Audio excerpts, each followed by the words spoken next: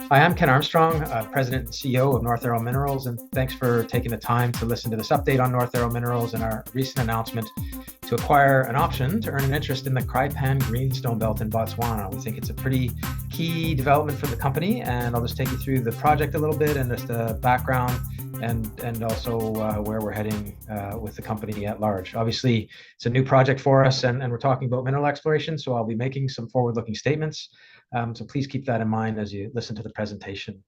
The group here at North Arrow, we are a group of exploration professionals. We've done this for a long time. We think we're pretty good at it. We've made discoveries.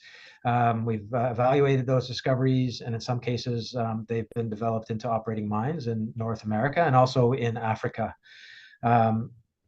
I'm, as I mentioned, the president and CEO of the company. Ira Thomas joined the company as chair of the board this July, and this really kickstarted our sort of review of projects and ultimately the acquisition of the Kraaipan project, or the option to earn an interest in the Kraaipan project that I'll take you through today. But lots of experience and background in the exploration and development industry in Canada and in North America and in Africa. Just stepping back on our portfolio of exploration projects leading up to the announcement of the acquisition of Kraaipan has been focused in Canada.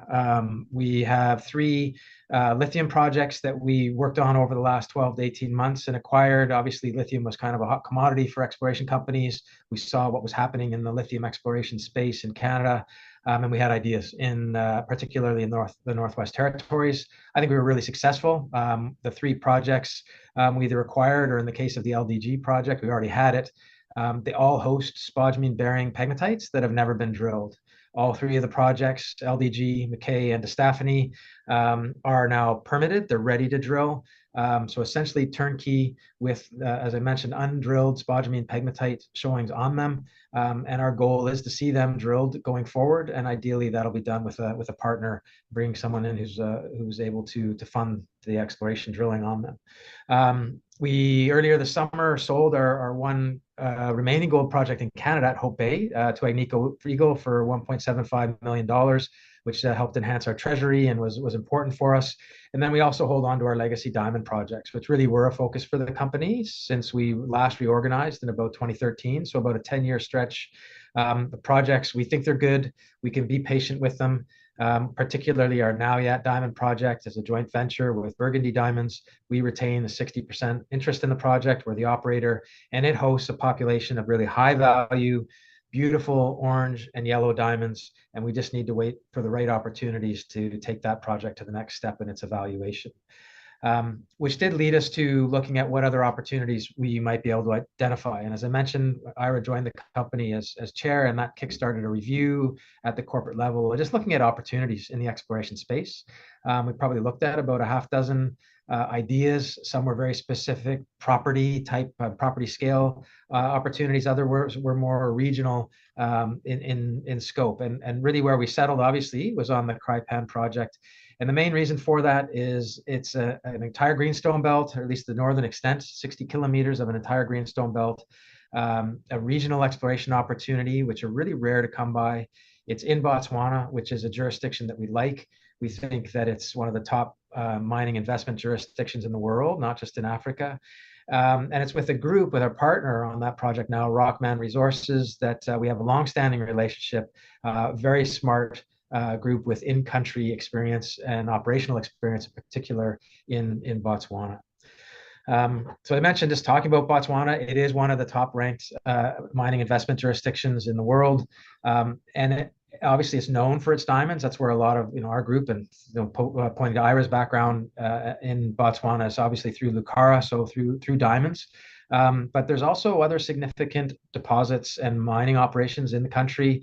There's work happening in the Kalahari Copper Belt right now. There's nickel sulfide mineralization in the northeast part of the country, iron ore mineralization. But it is a jurisdiction that understands the benefits that mining can bring, really very real, tangible benefits that diamond mining in particular has brought to the country, and is looking to diversify. And I think the idea of diversification in that country makes a lot of sense when you look at geologically, the geological setting of the country, and where the Kraaipan project is located in particular is in the Cap-Val Craton, which is an Archean craton. So it's a group of really old Archean age rocks. Would be very similar in the Canadian context to the Superior Province in Ontario or Quebec, or the Slave Province in the Northwest Territories in Nunavut. And these are regions where you'll find greenstone belts. And greenstone belts are areas of volcanic and sedimentary rocks that are really ideal places to look for Archean lode gold deposits. And these can be really big deposits. Again, looking at the Superior, there's a number of areas within that province where there's really significant gold camps, like in Red Lake, in the Abitibi, in the Kirkland Lake areas, and same as in the Slave Craton with gold mineralization in the Hope Bay Belt and in Yellowknife.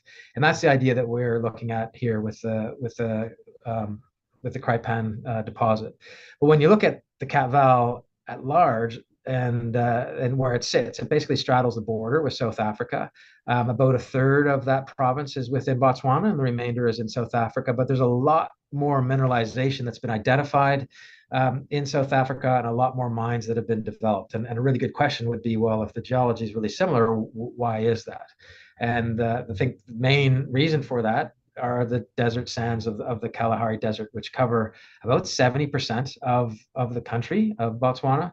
And when it comes to the Kraaipan Greenstone Belt itself, it's about 80% of the belt is covered by the sands of the Kalahari Desert, which really is an opportunity. We know the geology is right. So what is hiding underneath that sand cover that has yet to be discovered? And that's what we are really intrigued by, as an opportunity to really go back to first principles and look at things right from step one of an entire belt, and how can we work on it to try and find a new low gold deposits, or to find new low gold deposits in the Kraaipan rocks.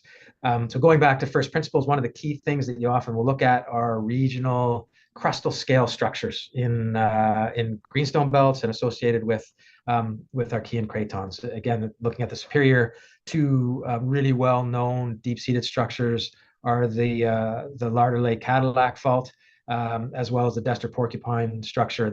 Along these structures, sort of splays off them, or related to those features, there's a number of really significant gold deposits. And we have the same sort of setting when we look at the Kraaipan belt with the Colesberg lineament, which is about a 3 billion year old structure. It formed when the Kimberley and the Witwatersrand terrains collided. It runs north-south, but there's a number of other structures that are related to it, second and third order structures, where we can sort of key in on as part of our evaluation of the project. Other thing when looking at sort of from first orders, other than structures, another really important aspect is endowment. And the Kraaipan belt has that as well. About 40 kilometers to the south of the border with Botswana in South Africa is Harmony Gold's Kalgold mine. It's over 5 million ounces, hosted in banded iron formation rocks. Importantly, the Gold Ridge Formation, which is the rock formation that hosts the gold mineralization at that mine, has been mapped and traced and is known to extend all the way up into Botswana. So the exact same rock units then that host the mineralization at the Kalgold mine are known to extend up into Botswana, and that gives us sort of another vote of confidence that it is the right place to be for exploration. In terms of the property itself, it's about 1,400 square kilometers of mineral concessions. As I mentioned earlier, it covers a 60-kilometer strike extent of the Greenstone Belt.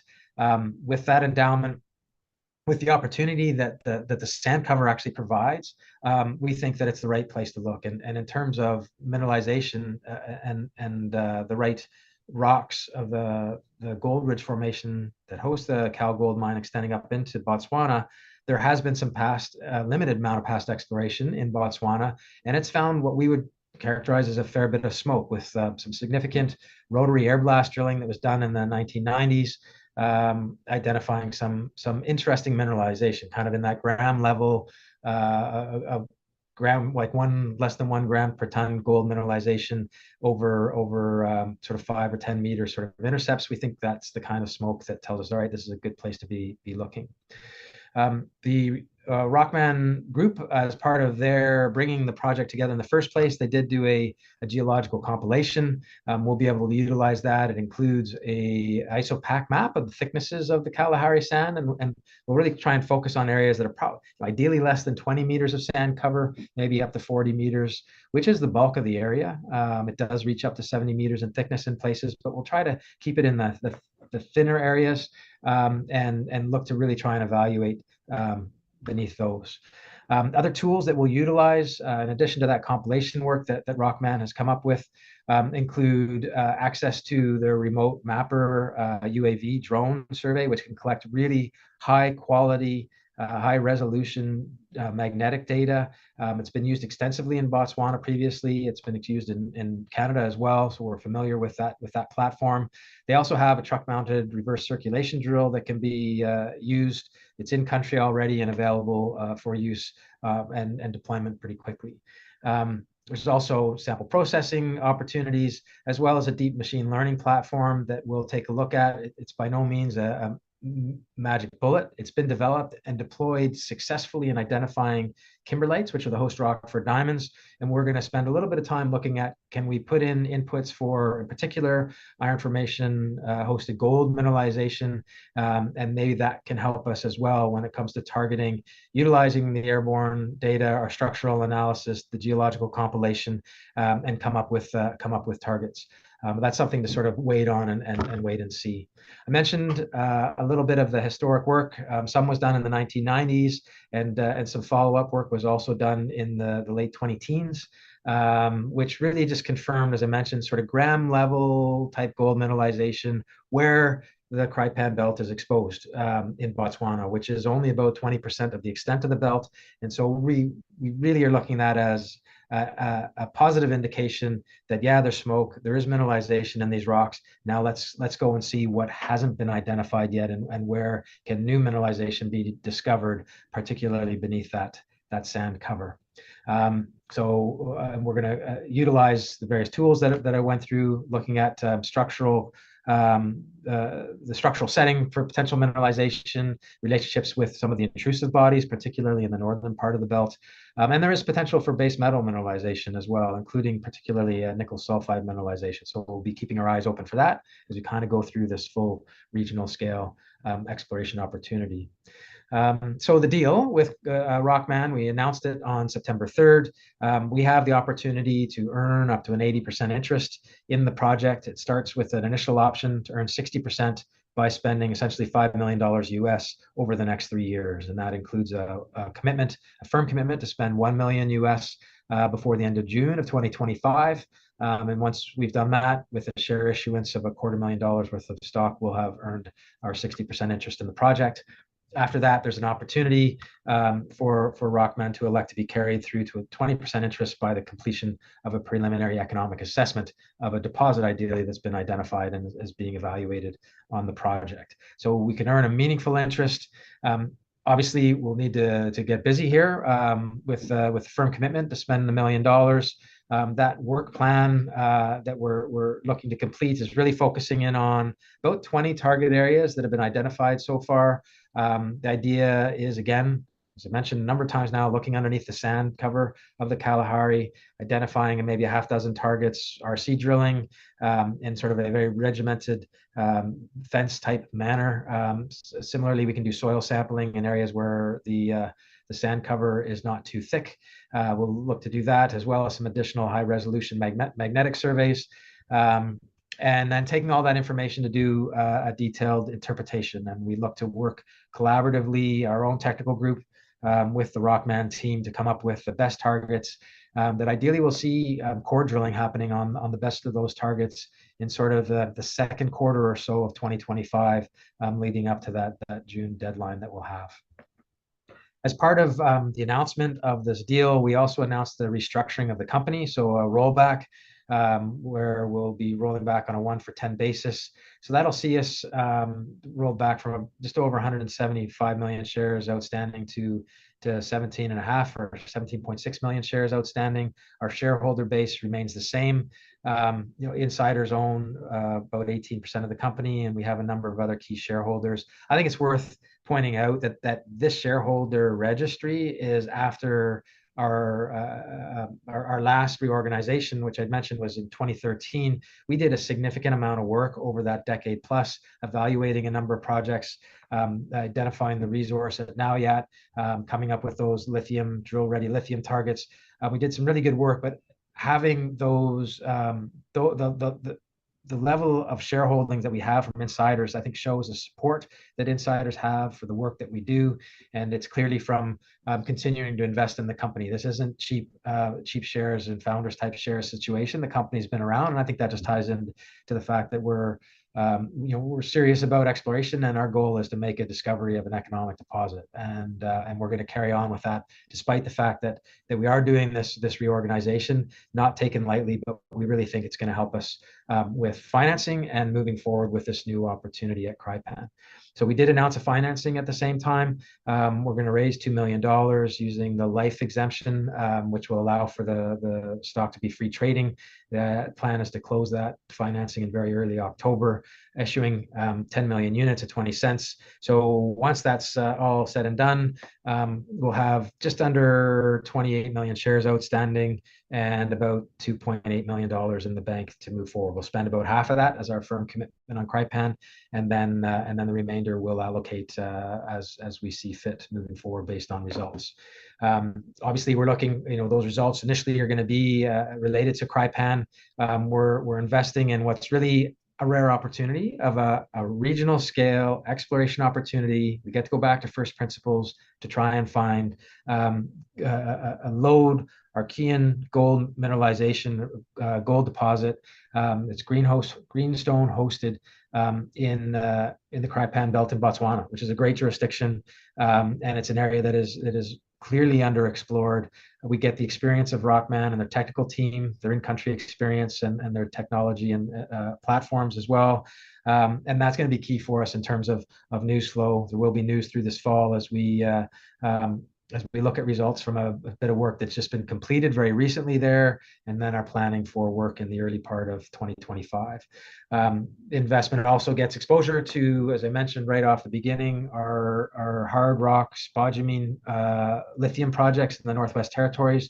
There's 3 of them. Each of those properties host at least 2 drill-ready spodumene pegmatites that have never been drilled before, but at surface they're wide, 10 plus up to 20 odd meters at surface. Good mineralization, and we just need to drill them and see what happens to them in terms of tonnage potential at depth. They're all located near transportation infrastructure, and basically are the exact same setting as some other higher profile rather lithium projects like what Lift Power has been drilling around Yellowknife. And our legacy diamond projects, I mentioned Nauyat. It's a population of high value colored diamonds, orange and yellow diamonds. We think that project really does deserve further evaluation, but we just need to wait for a market that's going to value projects like that going forward, and we'll have the ability to do that while we move forward with this new opportunity on Kraaipan and with our partner Rockman Resources. So thanks very much for listening to this. Stay tuned. Please feel free to contact myself or Ira or Nick Thomas if you'd like more details, and we look forward to keeping you informed on our progress as we move along.